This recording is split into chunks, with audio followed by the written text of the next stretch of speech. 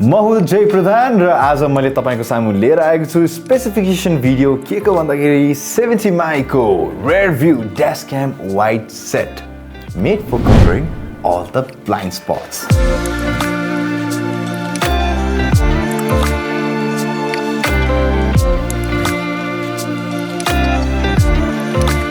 यस्तै डिभाइस मैले first impression गर्छु हैन गाडीहरुको र एउटा गाडीमा देखेको थिएँ र एकदमै इम्प्रेस भएको थिएँ मैले यस्तो डिभाइस देख्दाखेरि। एक त फर्स्ट टाइम पनि देखेको थिएँ यस्तो पनि रहेछ भनेर and I was pretty impressed र आज पनि यो तपाईहरुको सामु लिएर आउँदाखेरि चाहिँ I am actually really happy.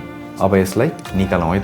यो चाहिँ रहेको छ 70 mai Rearview dashcam wide set जुन चाहिँ तपाईको गाडीमा यसरी अगाडि रहन्छ हैन।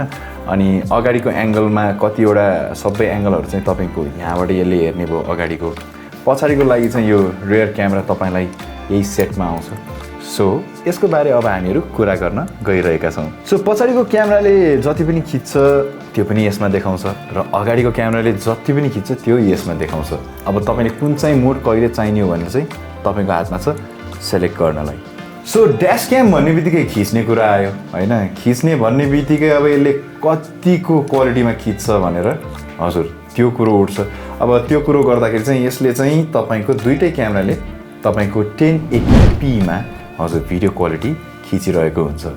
अब कुरा गरौँ यी दुई क्यामेराले तपाईको फ्रेम पर सेकेन्ड कति खिच्छ भनेर। सो फ्रेम पर सेकेन्ड चाहिँ यी दुई क्यामेराले हजुर अगाडि र पछाडि दुवै 30 फ्रेम पर सेकेन्डमा खिचिरहेको हुन्छ। सो यी दुई क्यामेराका एपरेचर रहेका छन् f2.0 र यसको फिल्ड अफ भ्यू को कुरा गर्ने हो भने तपाईको 130 डिग्री सम्मको चाहिँ अगाडिको क्यामेराले खिच्छ भने पछाडिको क्यामेरा पनि केही कम छैन। तपाईको 130 डिग्रीको फिल्ड अफ भ्यू तपाईलाई मज्जाले क्रिस्टल क्लियर तरिकाले प्रदान गर्छ। सो तपाईले गाडी ब्याक गर्ने क्रममा पनि तपाईहरुलाई एकदमै सजिलो हुनेवाला छ। अर्थात् तपाईले गाडी रिभर्स गर्नुभयो भने पनि तपाईलाई सजिलो हुनेवाला छ। किन भन्दाखेरि जुन चाहिँ यसको यो रिभर्स क्यामेरा छ त्यसमा नि विभिन्न एंगल्सहरु छन्। फिल्ड अफ भ्यू नै तपाईको 130 डिग्रीको रहेको छ।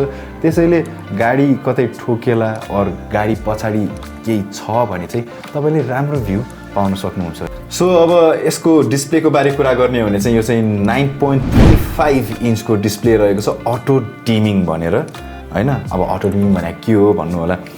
प्रायः जसो हामीलाई हाई बिम चलाउँदाखेरि हैन एकदमै गाह्रो हुन्छ के। हाई बिम अरूहरुले चलाइदिँदाखेरि हैन बाल्दिँदाखेरि यसमा रिफ्लेक्ट हुँदाखेरि एकदमै गाह्रो हुन्छ, आँखामै पर्छ हैन। त्यो बेला चाहिँ ठ्याक्क तपाईको लाइट यसमा पर्दाखेरि यसमा अटो डिमिङ भएको कारणले गर्दाखेरि त्यो रिफ्लेक्सन चाहिँ तपाईको आँखामा पर्दैन। तसर्थ you are safe while you drive. There is no disturbance at all. किनकि ड्राइभिङ गर्दाखेरि इभन मिली सेकेन्डको हजुर सानो कुराले गर्दाखेरि तपाईको दुर्घटना हुन सक्छ। वेल यसमा इमेज सेन्सर चाहिँ GC2053 रहेको छ। भनौं न तपाईको गाडी हिँड्दै गरिराख्दाखेरि कसैले छुवायो तपाईको गाडीलाई हैन यसले डिटेक्ट गर्ने बित्तिकै जुन यसले गर्छ हजुर यसले चाहिँ इमर्जेन्सी भिडियो रेकर्डिङ मोडमा गइहाल्छ र तपाईलाई चाहिँ त्यो भिडियो मजाले प्राप्त गर्न सक्नुहुन्छ। अब तपाईहरु जहाँसुकै जानुस्, अँध्यारो नै होस्, उज्यालो नै होस् वा भनौं न रातिको समय होस्, पानी परिरहेर डुम्म परिरहेको समय होस्, जस्तो सुकै समय होस्, तपाईको जति पनि यसले भिडियो रेकर्ड गर्छ त्यसमा चाहिँ तपाईले कम्प्रोमाइज गर्नुपर्ने छैन। एकदम सिमलेस राम्रो क्वालिटीको भिडियो तपाईले यसमा पाउनुहुन्छ। नत्र प्रायः जसो अब लाइट नपुगेको ठाउँमा ब्रेजल्सहरु देखिन्छन् हामीले हैन, स्क्रिनै तपाईको ग्रेनी देखिन्छ के। सो त्यो प्रब्लम चाहिँ यसमा हुने छैन। तपाईलाई चाहिँ यी दुईटै क्यामेराहरुले एकदम राम्रो हजुर visibility in terms of recording दिन्छ। वेल यसमा चाहिँ हामीले भिडियो रेकर्डिङको कुरा गर्यौं हैन। सो भिडियो रेकर्डिङ केमा गएर सेभ हुन्छ भन्दाखेरि चाहिँ यसमा चाहिँ तपाईको 128 GB सम्मको चाहिँ माइक्रो एसडी कार्ड यता ठ्याक्क जाने स्लट राखिएको छ र यसबाट चाहिँ तपाईले 128 GB सम्मको भिडियो रेकर्डिङ चाहिँ मजाले रेकर्ड गर्न सक्नुहुन्छ। वेल यही थियो specification video 70 mai Rearview dashcam wide सेटको।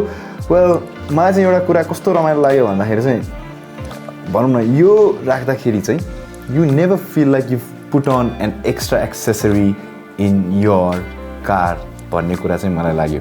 यो हुँदाहुँदै तपाईले स्क्रिन पनि प्राप्त गर्नुभयो र साथसाथै क्यामेरा पनि प्राप्त गर्नुभयो, फ्रन्ट क्यामेरा पनि प्राप्त गर्नुभयो, रियर क्यामेरा पनि प्राप्त गर्नुभयो वेल योभन्दा बेसी के चाहियो सबै एउटैमै छ सर